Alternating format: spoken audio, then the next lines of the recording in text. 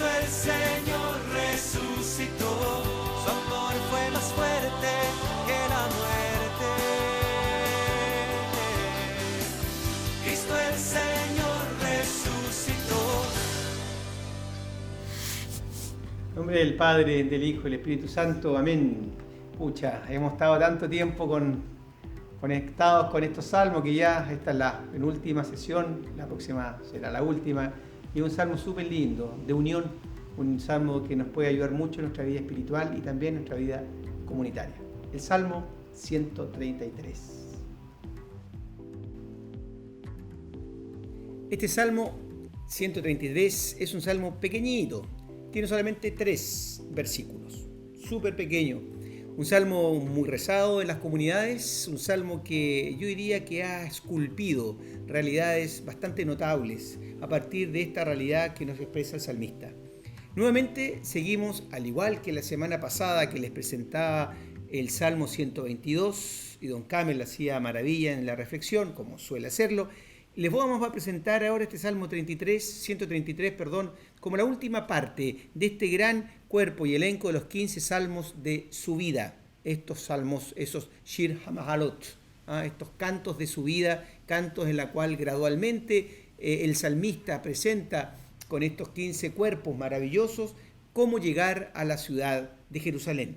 Y tiene que ver ahora con la última parte, tiene que ver con una disposición distinta, que ya no es solo de la peregrinación, buscando cada uno, cada una, este acercamiento casi personal y grupal, sino cómo se establece la dimensión de esta comunidad que marcha, esta comunidad que tiene una característica que vamos a apreciar ahora. Quiero decir, antes de comenzar, como usualmente lo hacemos, vamos a comenzar, y esta introducción está bastante más larga de lo que ustedes saben que yo acostumbro a hacer. Este salmo puede reducirse a una dimensión muy poco eclesial, pensando en que algunos somos los que estamos unidos y los otros no lo están. En el cuerpo del salmo encontraremos importantes aspectos que nos van a hacer pensar de modo distinto. Vamos a nuestro querido salmo, lo copiamos como siempre, fíjense qué cortito es este, lo copiamos aquí, lo agrandamos acá para que ustedes puedan verlo tan bien como yo. Canto de peregrinación, la vez pasada cambiábamos esto por subida, de David, ¿sí? Ese es el título de estos salmos que les decía, del número 120, lo voy a anotar acá, al 134, que son salmos de subida o peregrinación, ¿sí? Solamente para que ustedes lo vean, vamos a borrar esto, lo vamos a reducir bastante para que no lo confundamos con el texto bíblico que es maravilloso, ¿sí? Primera cosa, hay una forma de una advertencia súper importante. Dice, vean. Vean. Vamos a ver de qué se trata ese vean. Todavía me suena muy lejano. Vean. Qué bueno. Qué grato. 2 cositas. Fíjense. ¿Y qué es bueno y grato? Esto. Convivir los hermanos unidos. Quiero destacar esta presencia en este salmo, de esta partícula, de la partícula esa, hinne. Hinne es una partícula más bien de advertencia, ¿sí? Que es una partícula que cuando uno comienza a leer el Salmo, advierte, date cuenta. En el barrio donde yo vivo se dice escúrrete, es decir, ubícate, saca todas las consecuencias de lo que viene, porque lo que viene es una cosa maravillosa. Por lo tanto, es una voz de alerta que pocas veces se tiene de este modo tan enfático. Quiere advertir y enfatizar que lo que viene es algo que te va a impresionar y a la vez que te va a impresionar está llamado a plasmarse en tu vida cotidiana. El Salmo tiene esta fuerza, es una poesía que quiere no solamente esculpir el conocimiento, sino fundamentalmente el corazón. De algún modo tiene un efecto performativo. ¿Qué significa performativo? Es una frase, una expresión que busca tener una dimensión práctica y que se le haga caso, que realmente yo estime, cuando me digan, vean, date cuenta, yo me doy cuenta y lo pueda llevar a la acción. Esa es la fuerza de entrada. Por eso que les decía que este vean no es solamente un ver con estos ojos, es un ver con toda la estructura de las emociones, de las pasiones, de las historias y de las integraciones que uno puede hacer. ¿Y qué es bueno? Y lo dice el Salmo de modo muy tierno, Matop, de nuevo el bueno, Matop, qué lindo es. Y ocupo otra palabra, Matop, Uma Nahim, Matop Mahim. Qué bueno, qué dulce, qué agradable, qué grato, qué placentero. La primera frase de este salmo entonces nos dice que hay algo que nos está sacudiendo la emotividad y la ha calificado, lo que va a describir con dos expresiones muy fuertes: bueno, grato, placentero, gustoso, fructuoso, planificador de los sentidos. No dice algo que va al conocimiento, habla de bondad y habla de una gratuidad, de una gratitud, de una cosa, de un gozo. Eso está hablando el Salmo. No tiene nada que ver con una experiencia, insisto, intelectual distante, sino con una experiencia cercana de la bondad y cercana de lo grato, de la dulzura. Y con esta introducción, ¿qué es lo que es? Convivir los hermanos unidos. Quiero decir que en realidad la dimensión de lo grato, de lo bueno, permítanme ahondar más. Pero vamos a decir qué significa el convivir. Vamos a decir convivir los hermanos unidos. En el fondo es esto: Chebet, Ahim, Gam, Yahat. Ese verbo, Yashab, es un verbo súper importante. Lo hemos visto antes. Y es el verbo sentarse, establecerse. Cuando el pueblo se sienta en Israel, el pueblo se establece en Israel, este verbo comienza a ser importante. Es establecerse, vivir. Y qué bueno entonces, qué grato es vivir la vida de los hermanos, plural, ¿sí? De un modo unitario, de un modo único, ¿sí? Es una dimensión de bondad, de la unidad. Eso está diciendo fundamentalmente. Es sentarse todos juntos. Entonces, ¿qué responde el Salmo? Es bueno marchar, claro, estamos subiendo, está dentro del cuerpo de los salmos de subida, pero esa subida tiene un matiz que no es menor, es la unidad de los hermanos que están, es la unidad de los hermanos que marchan juntos, desde la diversidad, sin lugar a duda, pero qué bueno, qué agradable. Y esa bondad y agradable también se da en otros salmos, usando las mismas expresiones. Si uno va, por ejemplo, 135, disculpen que me salte un salmito acá, 135, versículo 3, si uno va y dice, alaben al Señor, que el Señor es bueno, canten en honor porque es amable. Nuevamente la relación bueno, amable, bueno y dulce. Es siempre la misma relación, ¿sí? Nahim, ahí está Nahim en el verbo, y ahí está Top. Análogamente, esta misma relación de bondad y que es grato se va en el 147, por ejemplo. 147 dice algo similar. ¿Y qué dice? Alaben al Señor, que es bueno, cántenle, nuestro Dios merece una alabanza dulce. Entonces, estas dos expresiones que van a estar soportando la declaración que es convivir los hermanos unidos, me parece súper importante, porque hay un elogio, un hecho valioso que se está constatando. Convivir, o podríamos decir, sin temor a equivocarnos ni a torcer el salmo, aquí sentarse, establecerse. ¿Sí? Y como no pertenece al texto, vamos a hacer una reducción de su porte, de su tamaño, pero no olvidarse de eso. ¿Sí? Entonces, en esta primera parte, claramente esta advertencia, que insisto que la palabra vean es un modo, behold en inglés también es una parte, no es que sea tan adecuado, pero se entendió que no es solamente un mirar con estos ojos, sino que una advertencia con toda la existencia. Luego viene esta dimensión. ¿A qué se compara? Y la misma palabra como nos introduce claramente una comparación. Como ungüento precioso en la cabeza, ¿sí? Un huerto que hace esto, que va bajando hasta la barba, y la barba de Aarón, no es cualquier barba, sí, lo podríamos decir incluso más, si ustedes me permiten decir acá, que va bajando, lo tenemos acá, y nuevamente sigue con la comparación, que va bajando de nuevo hasta la franja de su vestidura. Hago aquí un corte porque acá se acababa perdón, ese corte no es tal. Tenemos que seguir acá porque seguimos con la comparación. Otra comparación, como Rocío, aquí nos pilló, ahí está, como Rocío del Hermón, sigue lo mismo, que va bajando sobre el monte Sión, ¿sí? Y esto lo vamos a dejar para acá, porque allí manda, lo vamos a dejar aquí, lo vamos a dejar acá. Sí, entonces, ¿qué tenemos en esta segunda parte? En esta segunda parte tenemos una doble comparación de a qué se asemeja este establecerse, vivir juntos como hermanos, que además de ser bueno y grato, se prefiere hacer esta dimensión de comparación que tiene toda una analogía sacerdotal. Lo sabemos, es cosa de ir al Éxodo, se ve de qué modo, si ustedes quieren hacer una cosa simpática, podrían ir a imagen en Google y pongan vestimenta sacerdotal. Y esta imagen les va a quedar mucho más clara.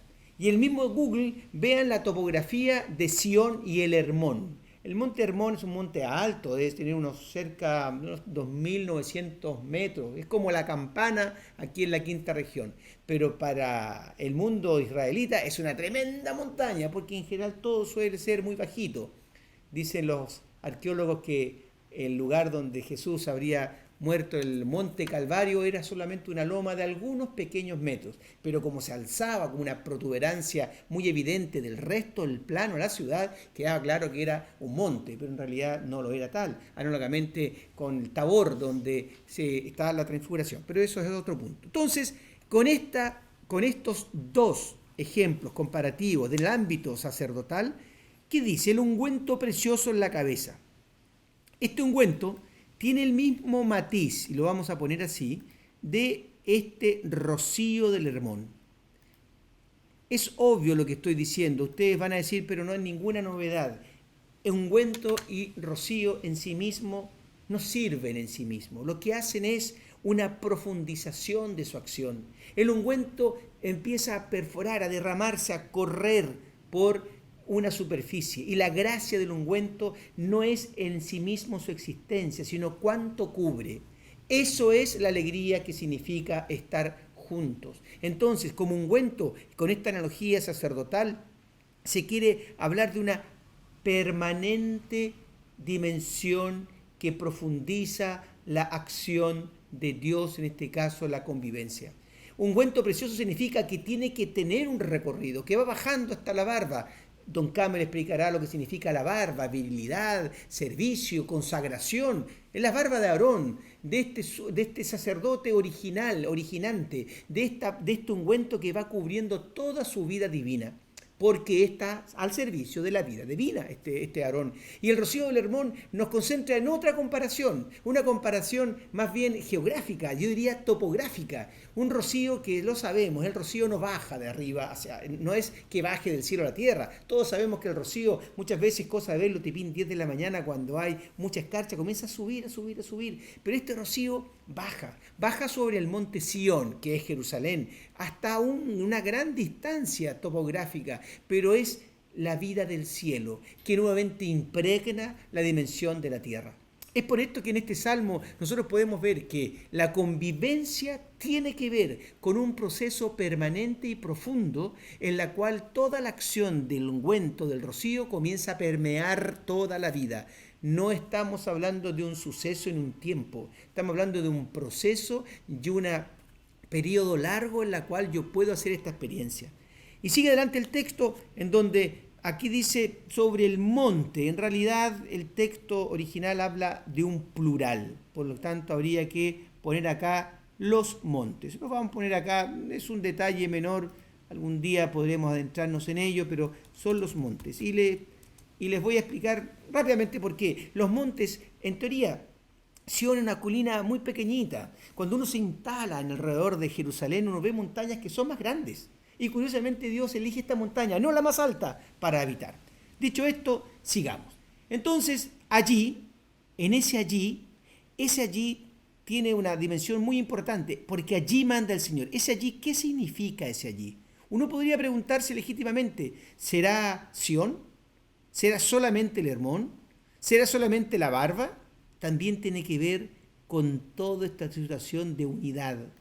En esos hermanos unidos, que responde una barba ungida de Aarón y que responde a un Sion lleno del rocío del Hermón, se verifica. Es decir, la unidad es como el ungüento en la barba de Aarón que lo consagra, como el rocío del Hermón que da nueva vida a los montes de Sión y que te da sentido y plenitud a la acción del ser humano. Allí manda el Señor la bendición. Quiero detenerme en este manda. Manda el Señor. Ese manda, vamos a ver de qué se trata, lo vemos rápidamente en nuestro querido Salmo, que ya se me perdió, lo vamos a ubicar de nuevo. Salmo 133, ¿sí? Aquí, ¿sí? Porque el Señor manda, dice aquí, ki, sham, allí, ese allí es súper importante, no debería estar ahí, está ese cham ahí porque está una posición referente respecto a lo recientemente explicado, y este verbo, sabaj tiene que ver con esto mandar, pero fíjense la forma que tiene. La forma es un piel perfecto.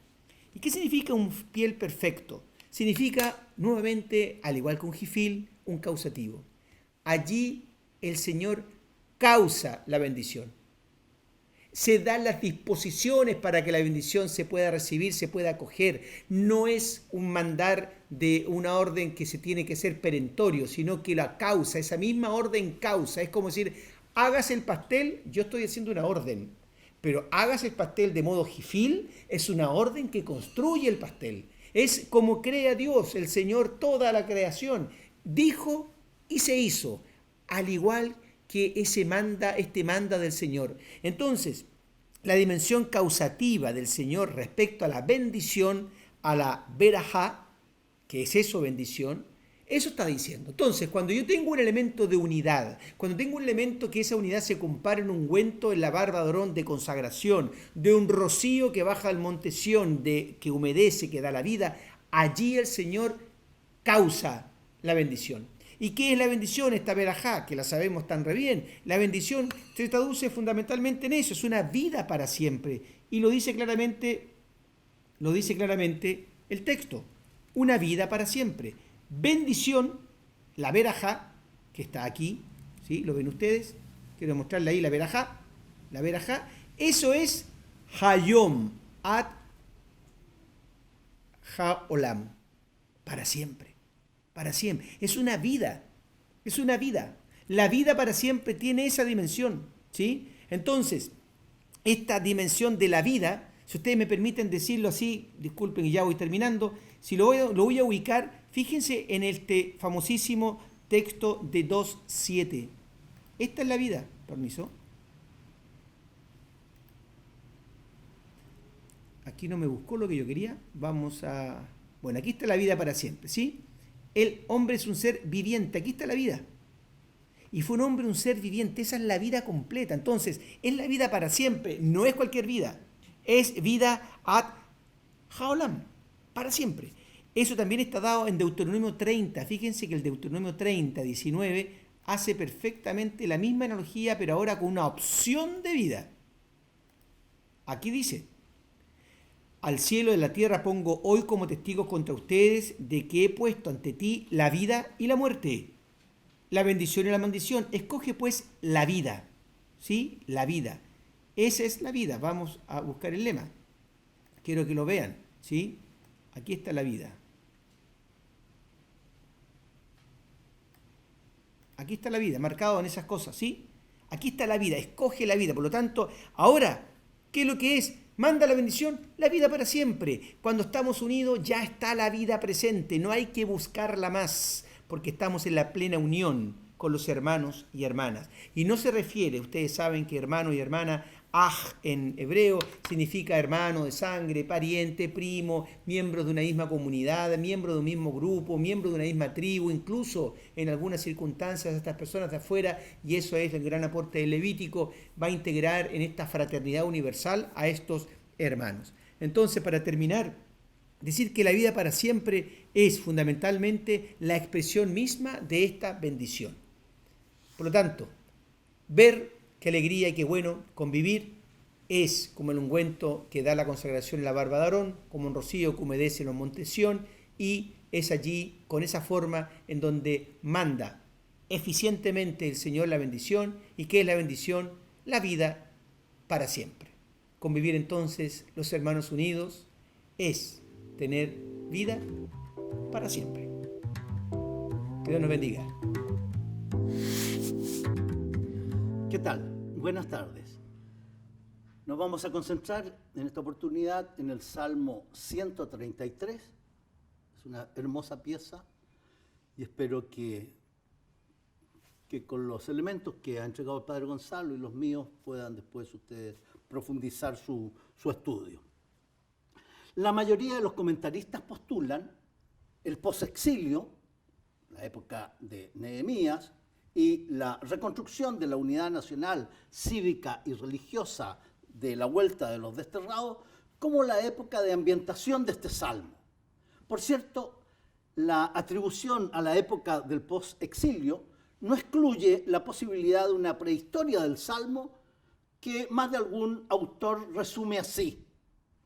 Es posible que la presente composición debe haber sido un proverbio en que se exaltaban las ventajas que los hijos de una familia patriarcal extensa, al desaparecer el padre, no se separaran dividiendo el patrimonio, sino permaneciendo unidos bajo el mismo techo y realizando juntos la misma actividad del padre. Estaría como en la Génesis, al menos en la Génesis poética del Salmo. Este ideal queda resaltado con la doble comparación del aceite que perfuma la cabeza y del rocío que fecunda los terrones de la tierra. En un segundo momento, cuando la composición fue acogida por los salmos de uso comunitario, esta sufrió un proceso de sacralización por la superposición de motivos de inspiración cultural. Respecto de una posible estructuración del salmo, nosotros vamos a postular el siguiente ordenamiento del salmo. Vamos a decir de que en el verso 1 hay una declaración temática que es la alegría de la fraternidad. Qué bueno es, cuán dulce y suave. En los versos 2, 3a, una ilustración simbólica central con dos comparaciones. Una primera comparación, el aceite perfumado, que va bajando hasta. Y una segunda comparación, el rocío, que va bajando hasta. Y en el verso 3b, una declaración final, la bendición, vida para siempre. Entonces ustedes ven que estos breves versos tendrían esta plausible estructuración. Este salmo muestra, por cierto, cuán limitada es la teoría de los géneros literarios cuando se aplica rígidamente, y algunos comentaristas sacrifican las particularidades de algunos salmos, como este, con tal de encasillarlos en algún género específico. Aunque el salmo no comienza diciendo dichoso, algunos comentaristas postulan que es propiamente una, entre comillas, bienaventuranza. Por su actitud, se le podría comparar con el Salmo 1 que ya vimos al comienzo de este curso. El Salmo enuncia un hecho valioso. Qué bueno es, qué grato es convivir los hermanos unidos. Y eso lo va a ilustrar con dos comparaciones. Qué bueno es, qué grato es vivir los hermanos unidos. Es como aceite perfumado y rocío. Y lo va a razonar con un argumento teológico. porque allí manda el Señor la bendición, la vida para siempre. Este es el Salmo, muy breve, pero tremendamente rico y profundo. La crítica especializada no duda sobre la tonalidad sapiencial de este Salmo, que está visible en el tema, que está visible en el lenguaje, que lo está en la teología de la retribución y en la forma proverbial del verso 1. A lo largo de la tradición, los comentaristas han sugerido diversas propuestas para clarificar la identificación sobre quiénes serían los hermanos del primer verso. Bien sabemos lo que significa hermanos en el Antiguo Testamento, desde los dos primeros hermanos, Caín y Abel, de allá del Génesis 4, hasta el Deuteronomio, que extiende el título a todo miembro de la comunidad. Y de ambos cosas habla este salmo. Por cierto que lo hace en planos diversos. Sin embargo, muchos comentaristas han ido más allá tratando de identificar hermanos concretos a los cuales se habría referido el autor. Y algunos parten por Caín y Abel, otros hablan de Abraham y su sobrino Lot, de Ismael e Isaac, de Esaú y Jacob, de José y sus hermanos, de Absalón y Abnón, de Israel y de Judá, de judíos y samaritanos, etc. Otros comentaristas buscan más bien en alguna situación histórica la explicación genética de esta exhortación sobre la hermandad.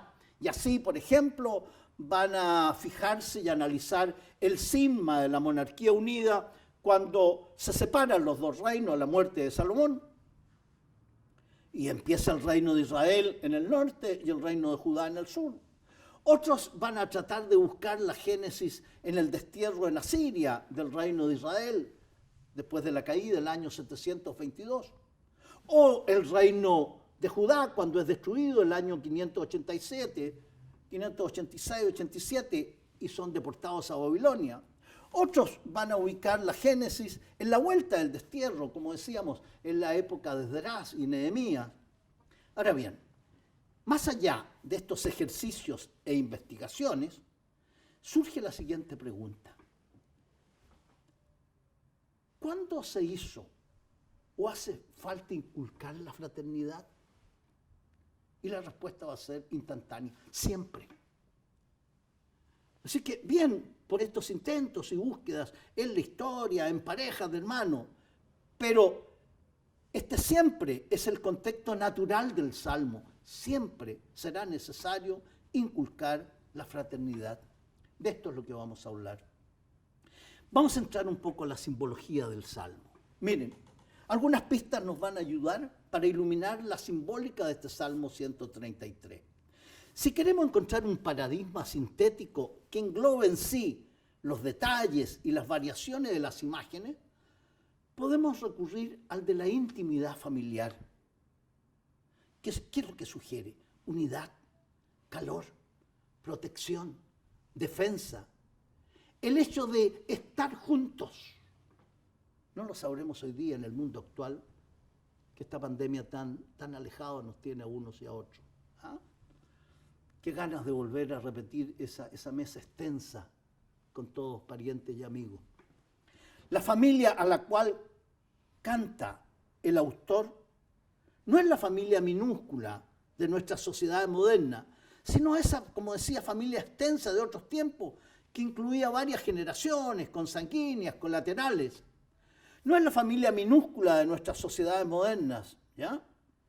Bíblicamente hablando, no podemos imaginar, por ejemplo, al Jacob del Génesis, con sus 2 mujeres, sus 2 concubinas, 12 hijos y algunas hijas. Pues bien, si una familia así mantiene la unidad y la fraternidad, qué dicha tan inefable. Esto es lo que está a la base del Salmo. Forma comunicativa del Salmo. Hasta aquí hemos escuchado tan solo una exclamación. Qué bueno es, qué grato convivir los hermanos unidos. Así se abre el Salmo. Ahora corresponde que el salmista describa en forma comunicativa ese gozo. Por cierto, no es tarea fácil, por cuanto la situación no tiene perfil ni contornos precisos. es algo difuso, es algo envolvente, penetrante, es como una atmósfera. Todos me están entendiendo lo que quiero transmitir, pero ¿cómo podrían eso verbalizarlo, expresarlo? Esa atmósfera que se siente en la intimidad familiar. Visitamos una familia, nos sentimos acogidos, a gusto, encantados, sentimos y palpamos algo deliciosamente indefinible. La forma comunicativa que ha elegido el salmista es la comparación, que tiene cualidades equivalentes, olfato y tacto, aroma y frescura. ¿Cómo es esta fraternidad? Es como rocío perfumado en la cabeza.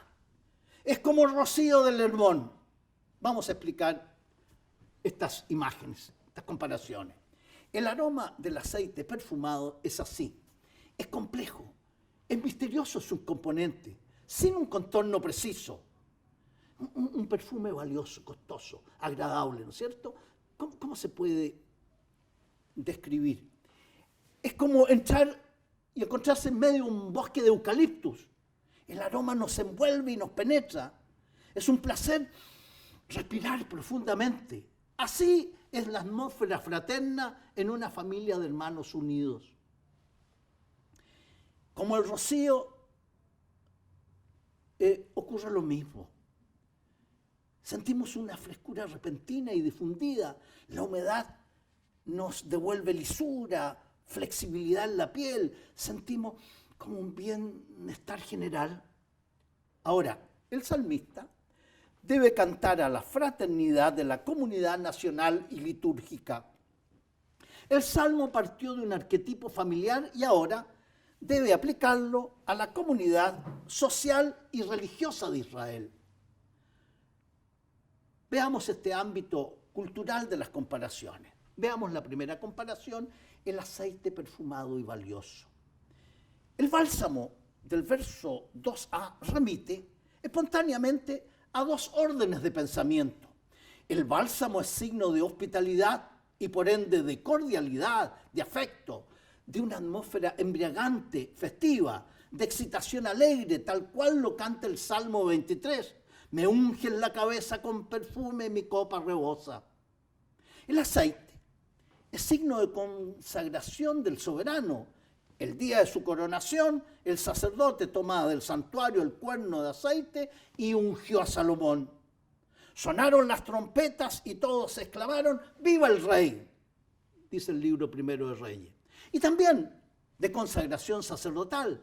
El día de la ordenación, luego derramó aceite sobre la cabeza de Aarón y lo ungió para consagrarlo. Después Moisés hizo acercarse a los hijos de Aarón, les vistió la túnica, les ciñó la banda y les puso sobre la cabeza las birretas, como el Señor se lo había ordenado.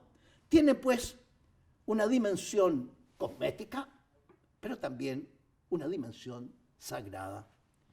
El valor del aceite simbólico es, por otra parte, múltiple. Signo atlético para tonificación muscular, medicinal, es signo de salud y de fuerza, cosmético, como decía, como protector de la piel. Aquí, en el Salmo, domina la connotación sagrada. El aceite vertido sobre la cabeza del príncipe de los sacerdotes, Aarón, iniciador de la dinastía sacerdotal.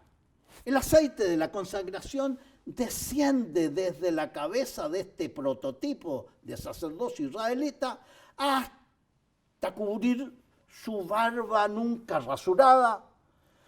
Por lo mismo es una barba gruesa, solemne. El aceite escurre en la barba, signo de virilidad y de belleza.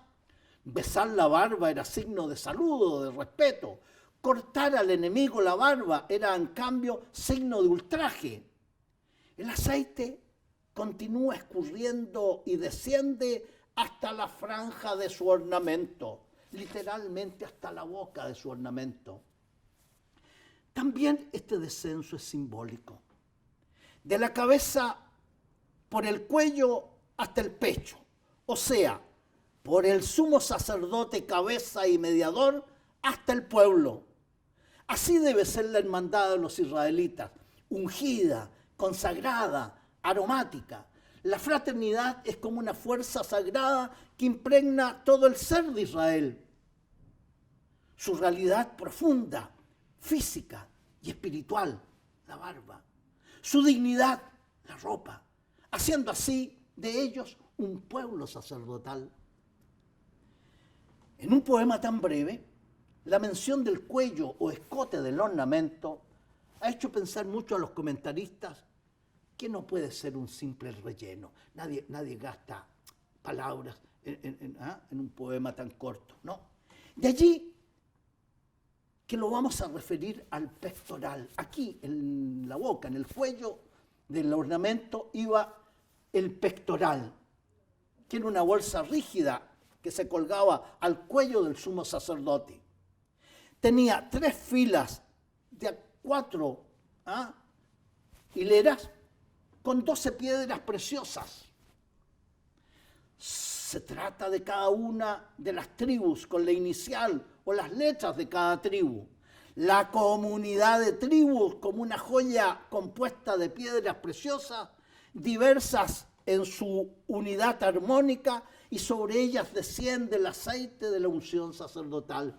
Viene de lo alto, no lo olviden. Tiene un carácter vertical este salmo. Segunda comparación, el rocío. La segunda imagen es de una fascinación y frescura particular. El rocío, en una situación geoclimática tan árida y asoleada como la de la Palestina, es signo inmediato de vida, de alegría, como rocío del Hermón que va bajando sobre el monte Sión. Estamos en Jerusalén. En el norte está el monte Hermón con casi 3.000 metros, siempre su cima nevada. Es como que desde allá viniese este rocío. Imagínense 3:30 de la tarde allí instalados en Sión, que estamos recibiendo el viento reseco del desierto de Judá, y nos llega este rocío que produce frescura, fascinación. Como rocío del Hermón que va bajando sobre el monte Sión, tiene una potencia retórica y enfática que supera obviamente el realismo geográfico. No hay rocío que viaje tanto. No echemos a perder el poema, ¿ya? Por eso que digo que hay una retórica enfática que supera obviamente el realismo geográfico. No olvidemos que el monte Hermón es esa majestuosa cumbre siempre nevada en el confín septentrional de Palestina. El poeta imagina que este abundante rocío del Hermón desciende, inunda la Palestina y envuelve las colinas de Jerusalén. El lenguaje poético oriental gusta de este tipo de imágenes. El profeta Amós imagina así la era mesiánica. Miren que llegan días, oráculo del Señor, cuando el que ara seguirá de cerca al segador y el que pisa uvas al sembrador. Fluirá licor por los montes y ondearán los collados. El profeta Ezequiel imagina en el futuro que la fuente del templo fecundará todo el desierto de Judea, endulzará las aguas del mar muerto, enriqueciendo el mar muerto de peces tan abundantes como del Mediterráneo. Estas aguas fluyen hacia la comarca levantina, bajarán hasta la estepa, desembocarán en el mar de las aguas salobres y lo sanearán. El salmista ha usado una imagen audaz y potente. La fraternidad, la unión junto a Dios, al mismo Dios en el culto. La comunión al interior del mismo pueblo son como un rocío, sutil y tierno, pero eficaz y fecundo, que penetra todo el mapa interior de Israel. Un halo de frescura y de novedad envuelve la tierra y la historia y transforma el salmo en un himno a la vida, a la comunión, en un cántico de amor fraterno, fuente de alegría espiritual, física, religiosa y política. En una latitud distinta a la de Palestina, en nuestra latitud, con un lenguaje sencillo y directo, a través de elementos de la naturaleza nuestra, una mujer poeta nos convoca a bailar, entre comillas, una danza que nos una de manera fraternal.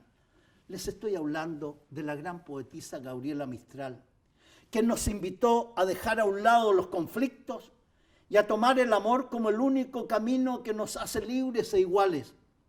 El amor entendido incluso como indicio de la paz universal y en última instancia como lo único que nos puede salvar. Dame la mano y danzaremos, dame la mano y me amarás. Como una flor seremos, como una flor y nada más. El mismo verso cantaremos, al mismo paso bailarás, como una espiga y nada más. Te llamas Rosa y yo Esperanza, pero tu nombre olvidarás porque seremos una danza en la colina y nada más. Volvamos a nuestro salmo, el cual concluye destacando que allí en el templo, allí a la comunidad de hermanos unidos, el Señor envía bendición. Bendición que es vida, que es duradera. El amor fraterno es una bendición que atrae bendiciones. Es vida plena que se prolonga. Es aroma que se difunde. Es rocío que impregna. Brevemente, para concluir, deseo comentar un texto del gran profeta Isaías. Miren, el profeta tuvo una visión. Sentado en el balcón de su casa una tarde, inicia un viaje en el tiempo y en el espacio. Y eso que tenía delante de su vista, el monte, el templo, los peregrinos que han llegado a Jerusalén, él se imagina que esta escena se ubica al final del tiempo y de la historia. Y esa pequeña elevación en su visión se transforma y al final de los tiempos estará firme el monte de la casa del Señor, descollando entre los montes, encumbrados sobre las montañas. Y lo que eran estos paisanos del norte, del Negev, del sur, de distintas partes, él los escucha hablar y ya no hablan dialecto, todos hablan una misma lengua y dirán, venid, subamos al monte del Señor, a la casa del Dios de Jacob, porque Él nos instruirá en sus caminos y marcharemos por sus sendas, porque de Sión saldrá la ley, la palabra del Señor. Él se imagina que al final de la historia ese monte va a tener una dimensión descollante sobre los montes, encumbrado sobre las montañas. No está haciendo una profecía orográfica, no está hablando de eso el profeta. Está hablando que el monte que representa la realidad de Dios va a tener una dimensión descollante entre los hombres y que los hombres van a confluir, converger hacia este norte magnético que es Sión. ¿Por qué? Porque de allí salió la ley y la palabra, y esta ley y esta palabra cuando toca el centro de gravedad, el corazón del hombre, el hombre inicia un proceso de convergencia. Lo primero que hace es desarma sus manos, desarma su espíritu, empieza a hablar el mismo idioma, el del amor. Y de las espadas, este pueblo va a forjar arados, de las lanzas podaderas. No alzará la espada pueblo contra pueblo, no se adiestrarán para la guerra. Han sido tocados por estas entidades y lo que ve el profeta, que al final de la historia, todos los distintos pueblos que han existido, asirios, persas, elamitas, egipcios, griegos, todos vienen convergiendo allí para iniciar un ascenso, subir. Pero ¿qué es lo que concluye el profeta?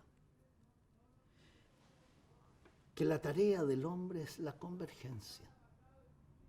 Cuando el hombre converge, y para converger desarma sus manos y su espíritu, y habla el idioma, el lenguaje del amor, esa es la tarea humana, la convergencia. Y solo cuando converge se hace apto para ascender. Este poema está entre dos textos muy importantes. El texto de Babel allá, cuando fueron confundidos, porque el hombre, en su engreimiento, quiso alzarse, subirse, solo afirmado en sí mismo, y eso fue confusión. Y el pasaje que acabamos de celebrar nosotros, de Pentecostés, donde no obstante que hablaban lenguas distintas, todos eran entendidos hablaban el lenguaje del espíritu, que es el lenguaje del amor. Les insisto, de esto habla este salmo, de la tarea de la convergencia, de la unidad para hacerse aptos para ascender. Gracias. Buenas tardes. Cristo el Señor resucitó, tu amor fue más fuerte que la muerte. Cristo el Señor